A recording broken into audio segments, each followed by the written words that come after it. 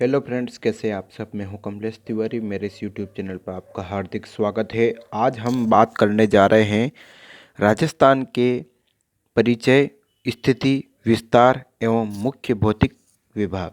अर्थात आज हम राजस्थान के भौगोलिक क्षेत्र पे चर्चा करेंगे कि राजस्थान में भूगोल से संबंधित और उसका राजस्थान का कुछ परिचय भी जानेंगे और राजस्थान कहाँ स्थित है, इसका कितना विस्तार है, आदि आदि बातों पर हम आज जानकारी प्राप्त करेंगे। चलिए समय को बिना गंवाए आज बात करते हैं राजस्थान के स्थिति विस्तार के बारे में। देखिए, सबसे पहला प्रश्न है, राजस्थान प्रांत के लिए सर्वप्रथम राजपूताना नाम किस विद्वान ने किस वर्ष प्रयोग किया था? तो इसका आंसर है जॉर्ज थॉमस 1800 ईस्वी में। दोस्तों, ये प्रश्न बहुत सी बार आता है। एक तो राजपूताना नाम आता है और एक आता है रायथान। तो आपको दोनों का पता होना चाहिए कि जो राजपूताना नाम है वो जॉर्ज थॉमस ने दिया था और 1800 ईस्वी में दिया था। फिर सेकंड जो प्रश्न है ये भी इम्पोर्टेंट है, military memoirs of George Thomas पुस्तक के रचयिता का नाम बताइए। तो इसके रचयिता है विलियम फ्रैंकलिन। ये भी इम्पोर्टेंट प्रश्न है। राजस्थान को कितने भौतिक विभागों में विभाजित किया जा सकता है? 2, 8, 4, 9। दोस्तों, इसका आंसर है 4। अब आपको पता लगाना है कि कौन कौन से हैं। देखिए, एक तो है रेगिस्तान आ गया और उसके बाद में अरावली पर्वतीय प्रदेश आ गए। फिर एक अपने पूर्वी मैदानी भाग आ गए और दक्षिण पूर्वी पठारी प्रदेश आ गए। इस प्रकार से 4 भाग इसमें आ गए।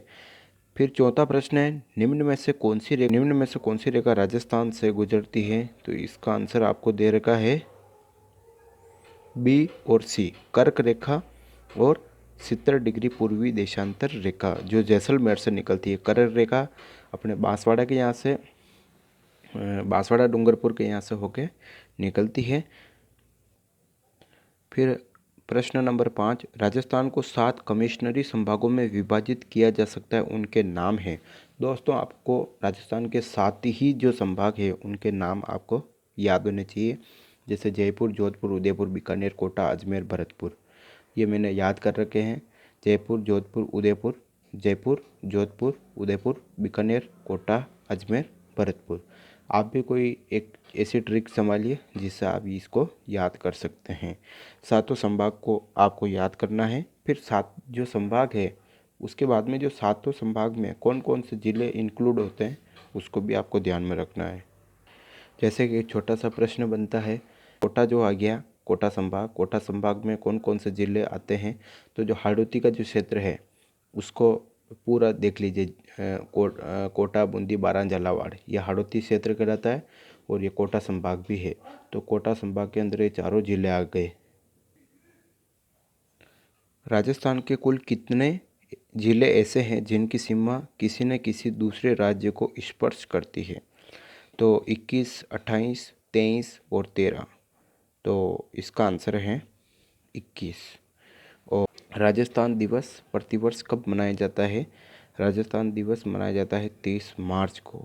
देखिए, प्रतिवर्ष ये राजस्थान दिवस मनाया जाएगा 30 मार्च को। और क्योंकि जो राजस्थान का जो स्थापना दिवस हुआ था उसके बाद से, जैसे राजस्थान का जो एकीकरण हो रहा था उसके बाद में ये चलने लगा। 30 मार्च 1949 से इसकी शुरुआत हुई थी, क्योंकि राजस्थान का 80% जो निर्माण हुआ था वो लगभग वो 30 मार्च को हो चुका था, इसलिए राजस्थान दिवस के रूप में इसको मनाया जाता है। फिर छठा प्रश्न है, पाकिस्तान को निम्न में से कौन सा जिला राजस्थान की पश्चिमी सीमा को नहीं छूता है? तो वो है कराची। देखिए, उमरकोट, बहावलपुर, रहमियार खान ये तीनों जो ज़िले हैं पाकिस्तान के, वो राजस्थान की सीमा को टच करते हैं, लेकिन कराची जो है वो इसको टच नहीं करता है। प्राचीन समय में सिरोही एवं आबू के आसपास का क्षेत्र किस नाम से जाना जाता था? आरबुद या चंद्रावती? तो इसका आंसर होगा ए और बी दोनों। फिर आगे प्रश्न आता है 10वां, मालवा के पठार से लगता हुआ राजस्थान का भौतिक भाग है। तो मालवा के पठार से तो दक्षिण पूर्वी पठारी प्रदेश लगता है, सीधा सा आंसर है। फिर 11वां प्रश्न है, चंबल व उसकी सहायक नदियों के जल से राज्य का कौन सा भूभाग संचित है? मध्यवर्ती पर्वतीय प्रदेश, दक्षिणी पश्चिमी पर्वतीय प्रदेश, दक्षिण पूर्वी पठारी प्रदेश और उत्तर पूर्वी मैदानी भाग। तो चंबल व उसकी सहायक नदियाँ जो निकलती है वो तो जाहिर है दक्षिण पूर्वी पठारी प्रदेश को ही भूभाग को सिंचित करती है। 12वां प्रश्न है, राजस्थान के कुल क्षेत्रफल तथा कुल जनसंख्या को कौन सा जिला लगभग एक समान प्रतिशत अंश में रखता है?